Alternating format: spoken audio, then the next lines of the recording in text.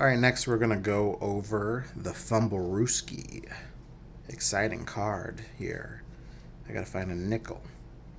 Nickel. Nickel. Okay. Fumblerooski.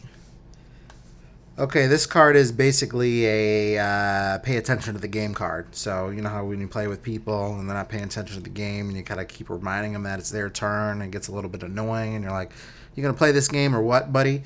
So a Fumblerooski card is kind of like you got to pay attention to the game card. So, and it's a card that you really don't want to have in your hand. So if you have a set laid down and your opponent has either no sets at all or he has just one set down and you lay a Fumblerooski card, you're screwed. You're going to lose your set to the next player right there. So, and that's only if you have one. If you play this card and you don't have anything, you're cool. Doesn't matter. You can get rid of the card. Or if you happen to get a bunch of Fumblerooskis, just make them a set. Make a set out of them. Not a big deal. But if you've got a set and you lay down a Fumblerooski, or you have two sets and your next player still needs a set or doesn't have any at all, you play it, you're going to lose it to them. Now, if their sets are full and they have a formation, you're not going to lose anything. You're fine. So it's safe to play this basically if either you don't have any sets to lose or your next player already has his formation down and you're good to go. And Fumblerooski only affects sets. It does not affect the streak in the game. So streak is safe from being fumbled to somebody else. So you can only fumble a set to someone else. Black Cat, chill out. Stay there, buddy. Now, if you happen to have three and this player has three, you cannot lose your set to them because you can't lose 3-3. It doesn't work. So they have to either have, if they have a set of 4, you can lose a set of 3 to them. If they have a set of 3, you can lose a set of 4 to them. So now, the main fumble card, or the black fumble card, has a component to it to where it's a power move, but it's not in your favor at all. Okay, so the Fumblerooski is, no matter what, you can lose your set, and it's either to the next player unless they don't need it, then it's to the bottom of the discard pile. So this card is absolutely a card you do not want to have.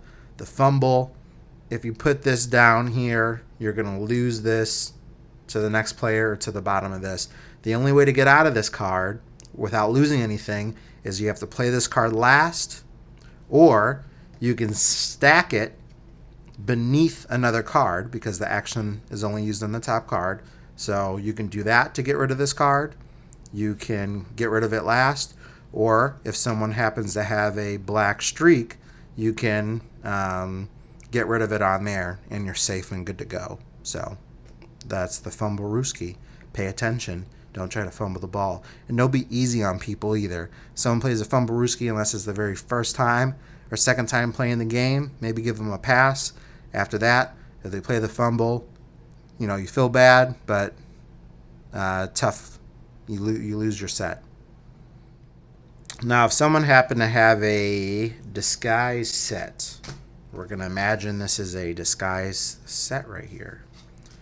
If someone fumbles this to the next player, they are allowed to flip this over, and whether it was a bluff or not, it counts as a legit face-up set.